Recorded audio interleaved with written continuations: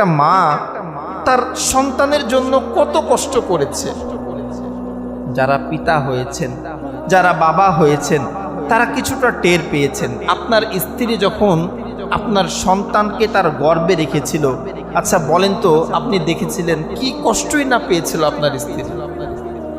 একটা মা প্রথম 3-4 মাস খেতে পারে না, খাবার খেলেই বমি হয়ে যায়। আর বমি হওয়াটা কি কম কষ্টের কথা? মনে হয় যে নাড়ি ভুড়ি সব বের হয়ে চলে আসবে, গন্ধ সহ্য করতে পারে না। এই বাচ্চাটা যখন 4 মাস, 5 মাস, 6 মাসের হয়, যখন বড় হয়, মার শরীরটা তখন ভারী হয়ে যায়।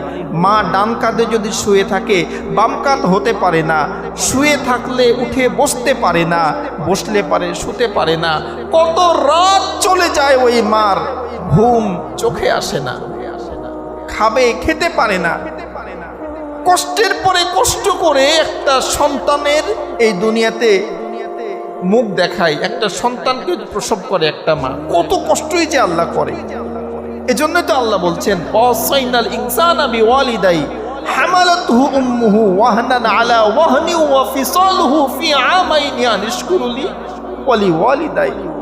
ও আমার গোলামেরা, ও আমার বান্দারা, তোমরা আমি আল্লাহর শুকরিয়ার পাশাপাশি তোমার মায়ের শুকরিয়া আদায় করো। তোমার মা কষ্টের পরে কষ্ট করে তোমাকে দুনিয়ার মুখ দেখিয়েছে। এক এক সময়ের কষ্ট এক এক রকম ছিল। একটা মা এইভাবে সন্তানকে গর্ভে রাখে, গর্ভে রাখার পরে ওই সন্তান যখন দুনিয়াতে আসে, মার কত যে কষ্ট হয়, কত যে কষ্ট সে সহ্য করে, এটা বর্ণনা করে বোঝানো যাবে না। ভুক্তভোগী মাই শুধু জানে।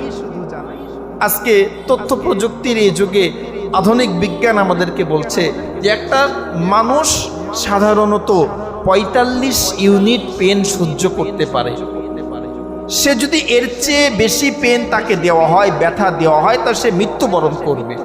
কিন্তু বিজ্ঞান আজকে বলছে একটা মা যখন একটা সন্তানকে দুনিয়ার মুখ দেখায়, 57 ইউনিট পেন তাকে সহ্য করতে হয়।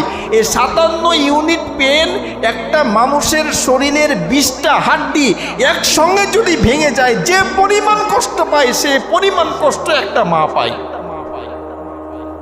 আপনার শরীরের 20টা হাড্ডি একসঙ্গে যদি ভেঙে যায়, যে পরিমাণ কষ্ট আপনি পাবেন, একটা মা একটা সন্তানকে দুনিয়ার মুখ দেখাতে যে এই পরিমাণ কষ্ট তাকে করতে হয়।